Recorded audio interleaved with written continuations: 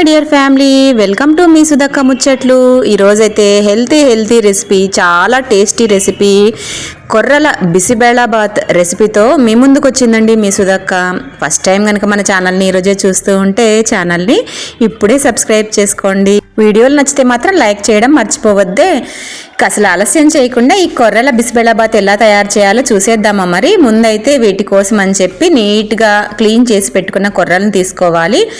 ఒక గ్లాసు కొర్రలకి అర గ్లాసు పెసరపప్పు, అర గ్లాసు కందిపప్పు. నేను ఈరోజు అయితే 2 గ్లాసుల కొర్రలు తీసుకున్నాను. ఒక గ్లాసు పెసరపప్పు, ఒక గ్లాసు కందిపప్పు తీసుకున్నాను. అన్నీ కూడా ఫస్ట్ అంతా నీట్గా నీళ్లు వేసి వాష్ చేసి అరగంట సేపు నానబెట్టుకోవాలండి. మనం ఈలోపు దీనిలోకి కావాల్సిన కూరగాయ ముక్కలన్నీ కూడా కట్ చేసుకోవచ్చు. ఈ బిసిబేళాబాతు ఆరోగ్యానికి ఆరోగ్యము, అందున మనం బియ్యం వేయకోకుండా చేస్తున్నాం కాబట్టి చాలా టేస్టీగా కూడా ఉంటుందండి. ఇందులోకైతే మనకు నచ్చిన వెజిటేబుల్స్ని అన్నీ వేసుకోవచ్చు. నేను మాత్రం ఇక్కడ ఈ పచ్చి బఠానీ కూడా నానబెట్టుకున్నాను ఇందులోకి వేసుకోవడానికని. ముందైతే స్టవ్ పైన నానబెట్టుకున్న కొర్రలు, పెసరపప్పు, కందిపప్పు, ఈ పచ్చి బఠానీ అన్నీ ఉన్నాయి కదా, అవన్నీ కూడా వేసేసి 4-5 విజిల్స్ అయితే రానిచ్చుకోవాలండి. అంటే మనం ముందే కొర్రలు నానబెట్టుకున్నాం కాబట్టి మనమైతే 5 విజిల్స్ అని చెప్పాను. ఒకవేళ మీకు నానబెట్టుకోవడానికి టైం ఎక్కువగా లేదనుకోండి, అలాంటప్పుడు ఒక 7-8 విజిల్స్ వరకు రానిచ్చుకుంటే సరిపోతుంది. అన్నీ కూడా 1 by 1 కుక్కర్లోకి వేసేసుకుంటూ ఉన్నాను. ఇక్కడ మా ఇంట్లో అందరి ఫేవరెట్ ఈ బిసిబేళాబాత్ అండి. మామూలుగానే బిసిబేళాబాత్ చేస్తే చాలా ఇష్టంగా తింటారు. బిసిబేళాబాత్కి పైన మనం మిక్సర్ కానీ లేదా వడియాలు కానీ వేసుకొని తింటే చాలా అద్భుతంగా ఉంటుంది కదా. ఇక మీరు కూడా ఒకసారి ఇలా చేసి చూడండి.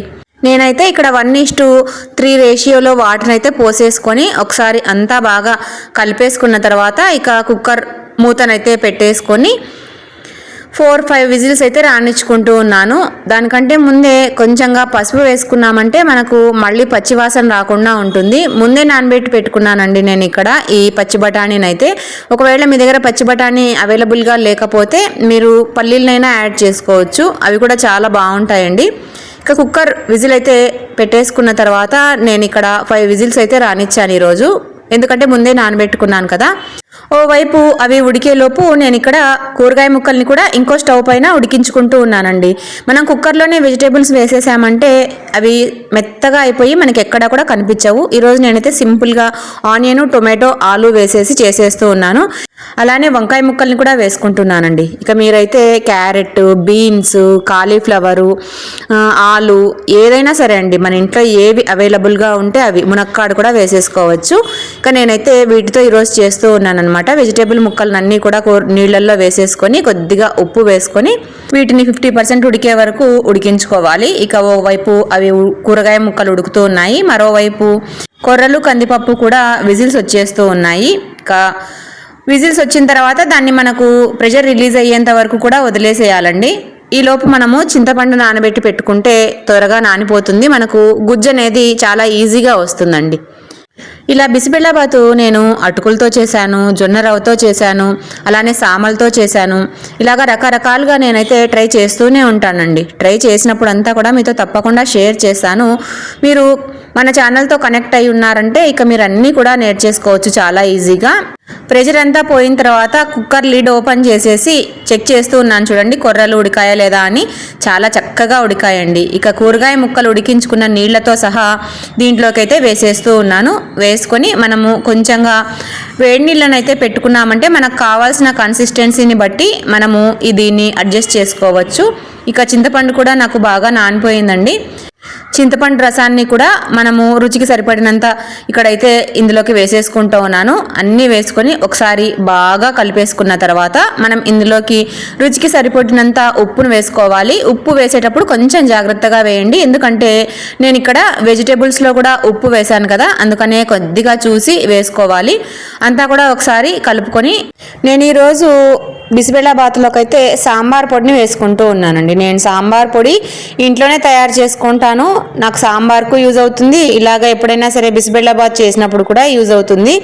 ఎవరైనా ఇంట్రెస్ట్ ఉన్నారు అంటే మన ఛానల్లో ఆల్రెడీ రెసిపీ పోస్ట్ చేశానండి, ఒకసారి చెక్అవుట్ చేసేయండి. ఇక రుచికి సరిపడినంత సాంబార్ పౌడర్ని అయితే వేసుకుంటూ ఉన్నాను. నేను ఇక్కడ 4 టేబుల్ స్పూన్ల వరకు సాంబార్ పౌడర్ని వేశాను. వేసి ఒకసారి అంతా కూడా బాగా కలిసే వరకు కలుపుకోవాలి.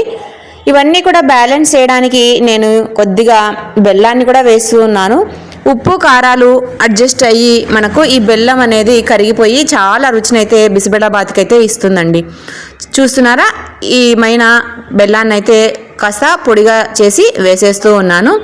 ఒక్కసారి మొత్తంగా కలిపేసి మనము ముందుగానే వేడి పెట్టుకున్న నీళ్ళను కూడా మన కన్సిస్టెన్సీని బట్టి కొంచెం కొంచెంగా యాడ్ చేస్తూ అన్నీ కలిపేసుకొని మూతను ఉంచి మరో 10 నిమిషాలు ఇదంతా కూడా దగ్గరికి వచ్చేలాగా బాగా ఉడికించుకోవాలండి. ఈ టైంలో మనము ఉప్పు అన్నీ కూడా ఒకసారి చెక్ చేసుకొని వేసుకొని కలిపేసి మూత పెట్టుకొని ఒక్క 10 నిమిషాలు దీన్ని అలా వదిలేసేయండి.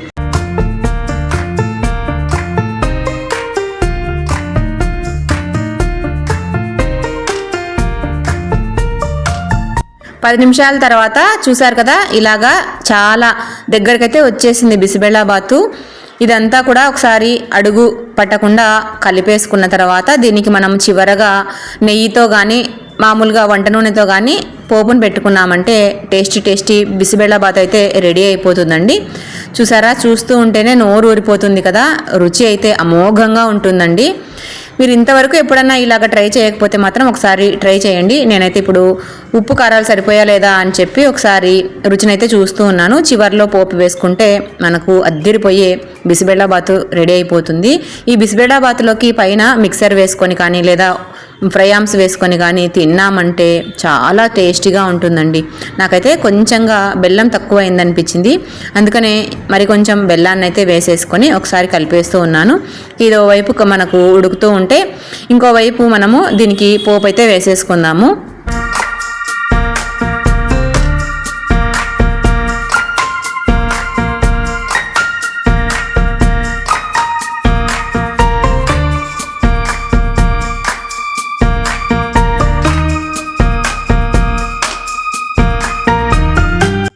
స్టవ్ పైన ఒక చిన్న ప్యాన్ అయితే ఉంచుకొని 2-3 టేబుల్ స్పూన్ల వరకు ఆయిల్ని వేసుకోవాలి.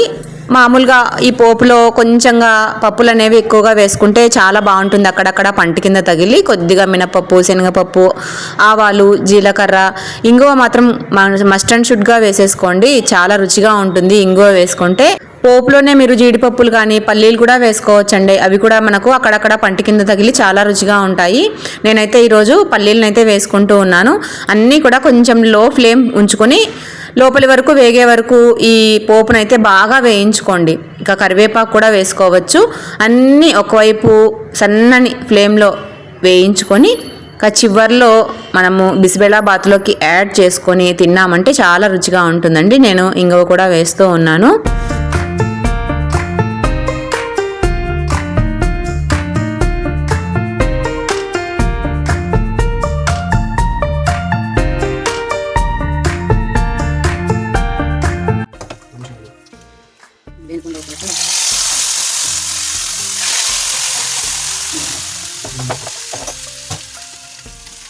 ఇలా పోపు బాగా వేగిన తర్వాత బిసిబెళ్ళబాతులోకి వేసేసుకొని తినే ముందు ఒకసారి బాగా కలిపేసుకొని ఇక సర్వ్ చేసుకోవడమేనండి వేడివేడిగా. ఇంతేనండి, చాలా ఈజీగా కొర్రలతో బిసిబెళ్ళబాత్ అయితే మన ఇంట్లో తయారు చేసిన విధానాన్ని మీకైతే చూపించాను కదా. తప్పకుండా మీరు కూడా ఒకసారి ట్రై చేయండి.